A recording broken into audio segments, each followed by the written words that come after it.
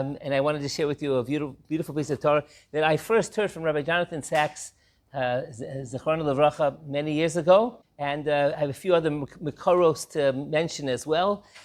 This week's parsha is Korach, and we know the beginning of the parsha. I'm going to ask you a question. We're not going to have a conversation because of the 1 minute warning. But the Moshe Rabbeinu encounters the Korach confrontation, and Korach wants power, and he tells Moshe Rabbeinu, "Ki sistarer aleinu kam mistarer." Well, why are you taking all the power? Split the power a little bit. Share the power. What's going on, right? You know what you took us out of Mitzrayim, but now it's time to to share a little bit. Madua tisnasu al kahal Hashem. Why are you in charge? Now we had a similar event. What do I have in mind? Something sort of similar. At the end of Parshas, in the middle of Parshas Baloscha, Eldad and Medad misnabim b'machane. Does that sound familiar to anybody? Yeah? And there was a very fine person, his name was Yoshua, and Yoshua told Moshe, what did he say? Kalaim. What is Kalaim? Without going to the different, the simple pshat is, stop them. And what did Moshe Rabbeinu say? Umiyitein kol am Hashem neviim. What's the kasha? We just finished Moshe Rabbeinu, right? It says to Korach, Moshe Rabbeinu, after Korach goes against Moshe, Vayikalu, right? Kichol Eida Kulam Kedoshim Adu Tisnaso Kal Hashem. Moshe Rabbeinu turns to HaKadosh Baruch Hu, and Moshe Rabbeinu fights Korach in a very, very strong way. When Yeshua turns to Moshe and he says, you have so many Nevi'im here, that's L'chora, challenge to your leadership. What does Moshe say? Umitein kol am Hashem Nevi'im. Let them all be Nevi'im. So why is it, finish the kasha for me, somebody finish the kasha for me. Why is it that what? Why what? Why there is Moshe not threatened? And here Moshe Rabbeinu, he responds like a lion, right, to Korach. What's the difference? Question one. Question two, the Medrash says that later on in Parashas Pinchas, when Moshe Rabbeinu is going to be given the opportunity to transmit the leadership to Yoshua. So there are two formulations in Perek Kav Zayin. There are two sets of phrases that the Medrash focuses on. One is, Kach lecha es Yoshua bin Nun, ish asher ruach bo, v'samachta es yodcha alav. You should put your hand at smicha. It's the original smicha. Was Moshe to Yoshua. V'samachta es yodcha alav. Put your hands on him. And the two psukim later in Pasuk Kaf, HaKadosh Baruch Hu tells Moshe, "V'nosata mehodcha alav." What does that mean? V'nosata mehodcha alav. What does that mean? You should give from your what? Your glory, your light, your luminescence, whatever. So you should give to Yoshua. So says the Medrash, "V'samachta es yod." Why the double terminology? Why the double terminology? "V'samachta es yodcha, v'nosata mehodcha." So says the Medrash, "V'samachta es yodcha." Kemadlik miner lener. Kemadlik miner lener. V'nosata mehodcha. Mehodcha means not everything, because the mem means you're not going to be able to give it all. Kime'orem mikli el kli. Like you are pouring from one utensil to the other. Do you hear the two different metaphors? One is what? The candle. Kemadlik ner lener. And the other one is Kime'ora mikli el kli. Ask the Mar v'shemesh. These are very different metaphors. What's the obvious difference between the metaphors? No. What do you mean, what is everything? You're giving it all. In fact, more than everything. It's double everything. Because the original candle is not going out, and Me'ora mikli el kli, it's a zero-sum game. Because what you pour to the other one, you lose. So which one is it? Is Yoshua going to be Kimadlik minel lener? Or is it going to be Kime'ora mikli el kli? Interesting Medrash, you're probably familiar with this, that on Moshe Rabbeinu's last day of his life, Moshe Rabbeinu sat before Yoshua, Ketalmud lifnei Rabo. You familiar with that Medrash? Ketalmud lifnei Rabo. So let's understand, again, I'm just saying it very bekitzer. Let's understand what's going on here. Two questions. What's the difference in the metaphor? Which one is it? Was it Madlik minel lener or Kime'or mikli el kli? And the first question is, when it comes to Yoshua, say, no, miyitei kol Hashem nevi'im. When it comes to Korach, he's like a lion. What's the difference? So the bottom line is as follows. Moshe Rabbeinu really had three different statuses. We'll focus on two. Moshe Rabbeinu had a din of a melech. Somebody bring me a proof to this? There are a few proofs, but anybody obvious proofs? Excellent. Who said that? Vayehi bishur melech b'yisasef rashayam. That was Moshe Rabbeinu, a din of a melech. Moshe Rabbeinu, the din of a king. What else was Moshe Rabbeinu? He was what? He was a Navi. He was a Navi that was unlike any other Navi, right? He was Aspakloria HaMeira, the Gemara says, right? B'chol beisi nemanu. Moshe Rabbeinu was a very different type of Navi. One of the Yud Gimel Ikarim. He also was a Rebbe. We won't focus on that for now. He was a Melech and he was a Navi. When it comes to Malchus, listen to this dichotomy, it's very gishma. When it comes to Malchus, we have a rule. The rule is Malchus is power, and power cannot be shared. Efshar l'shnei melachim l'ishtamesh b'keter, either one is good. Efshar l'shnei melachim l'ishtamesh b'keter echad. Moshe Rabbeinu, in the end of his life, he transferred to Yoshua the koach, therefore he can no longer be the melech. David cannot be the melech when Shaul is the melech. It can't be. You have to wait. There has to be a transition. You cannot have that. Malchus is one status in Klal Yisrael. There's a second status in Klal Yisrael, and that's what? That's a Navi. A melech is different than a Navi. How does a melech operate? There are halachas of melucha. There's a concept of being a morid b'melech. There are halachas. And if a person is morid b'malchus, so then the chayav misa, as we know in the Navi. A melech operates with what we call koach.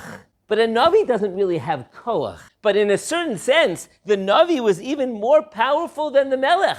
If you are familiar with a little bit Sefer Yirmiyahu, Yirmiyahu was the Navi during 5 kings. Yoshio, Yehoachaz, Yehoyakim, Yehoyachin, and Tzidkiyahu. You notice that when he interacted with Yehoyakim wanted to kill him because he didn't want to accept his message of Tochacha. When Yirmiyahu interacted with Tzidkiyahu, so the Tzidkiyahu respected Yirmiyahu tremendously, but he was afraid of the people. But Yirmiyahu had no formal koach. A few times in Sefer Yirmiyahu, he was on the verge of death. He had no formal koach. But what was Yirmiyahu?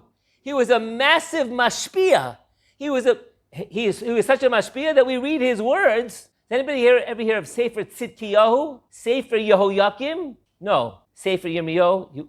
I don't know if you've read it, but you might have heard of it. We will be reading, unfortunately, the words of Yirmiyahu very likely in the next few weeks. And we will be reading Yirmiyahu Lamed Aleph when it comes to Rosh Hashanah. Zacharti la chesed nurayich, classic words. Kol brahma nishma rachel mevakal baneh. That's Yirmiyahu Lamed Aleph. The Hashpa'a of a Navi is not the Hashpa'a of Koach. It is rather the Hashpa'a of influence, as the word Hashpa'a implies. A Navi is not kima'ara mikli el kli. A Navi is what? No, finish it up for me, Chevra.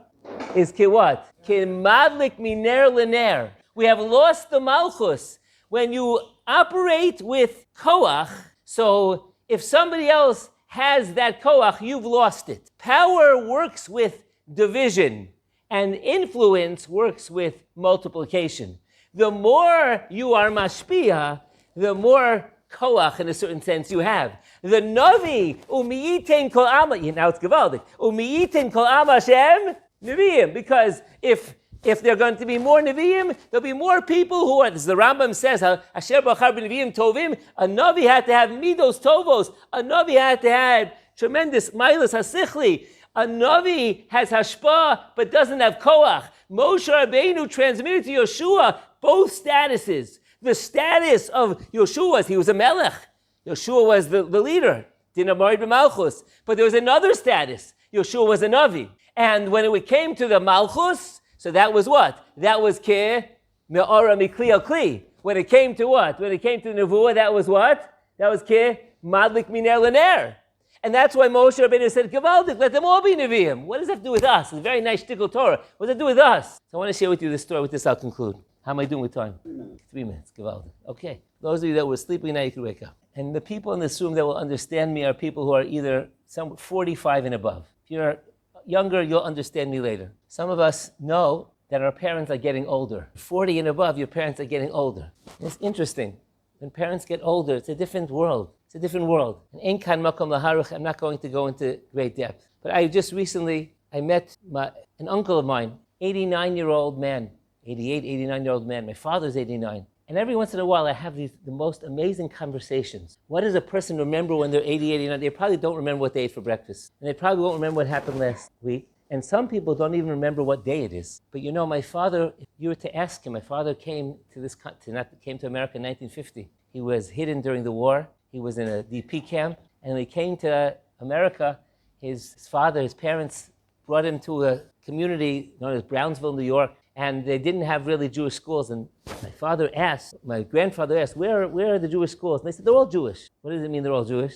All the Jews went to the public schools. But my father and his father, my grandfather, took my father in January 1950, and he walked him 2.5 miles to a yeshiva known as RJJ. Some of you might have heard of it, the Rabbi Jacob Joseph School. My grandfather didn't have a penny. My father was sweated up in January of 1950, and the principal saw my father, and he gave my father $1, which in 1950, you can Google it, was 10 subway rides. Those of you from SA that don't know what a subway is, we can explain later on. But this is the train system in New York. And my father said he'll never forget the $1. It wasn't true. He didn't give new students $1. But he realized my father didn't have a penny, my grandfather didn't have a penny, but he wanted him to go to yeshiva. And the first $5 that my grandfather made, he gave to the yeshiva. My father became principal of a school for 30 plus years, school of 700-800 kids. He was Hashpa'a on tens of thousands of people. My father was 89 years old. He remembers the $1 that Rabbi Weiss, the principal of RJJ, gave him. My uncle made Aliyah before Nefesh B'Nefesh in 1970 or 19 whatever. My aunt told me yesterday they didn't know that there were bathrooms in the apartments in Bnei Brak. She had a zas simcha when she saw that there's actual bathrooms were inside. They told her she said, I know they didn't lie, that's what they were told. There was no WhatsApp at the time. BCE, before the cell phone era. And she said, so my uncle told me, Rabbi Grossbard, I'll never forget Rabbi Grossbard when he met us in the airport. And my aunt said to me, and Rabbi Grossbard, she made food, his wife and he made food for us. When we got off the plane in Bnei Brak, there was food in the fridge. He didn't know exactly what day it was, but this is going back to 1970 or so. We're talking now, help me out, 54 years ago. Daddy remembers. There's a Rabbi Grossbard street when you walk into Panovich Yeshiva. What do we want to accomplish in life? We don't have koach. In the end of days, in the final analysis, our koach is limited. But our hashpa'a, our capacity to be mashpia mi'itin kol am Hashem neviim, the hashpa'a that each and every one of us has in our lifetime, it's monumental. We can't imagine what we can accomplish. This is the big lesson that Moshe Rabbeinu is teaching us. What you will accomplish through koach is minimal. Even when you think we can mechanech our children, very minimal in koach, force them, because they'll be stronger in the end. Chevra, I wish everybody a beautiful evening. We should realize the hashpa'a of one ma'aseh tov, one smile, one ma'aseh chesed. Sometimes we have no idea the incredible hashpa'a ledoros. 50, 60 years later, people remember the $1. They remember the food that you gave them. You can't imagine. We should be zochav ez Hashem Yisbarach to be mashpia l'tov in everything that we do. We should go mechayel l'chayel. Good evening. V'chanani v'kashav r'tzach l'shpach l'zakos es Yisrael v'yachem t'arbisa shenem r'nechayis matzit go yag the Torah b'yad der kadesh to Raanana.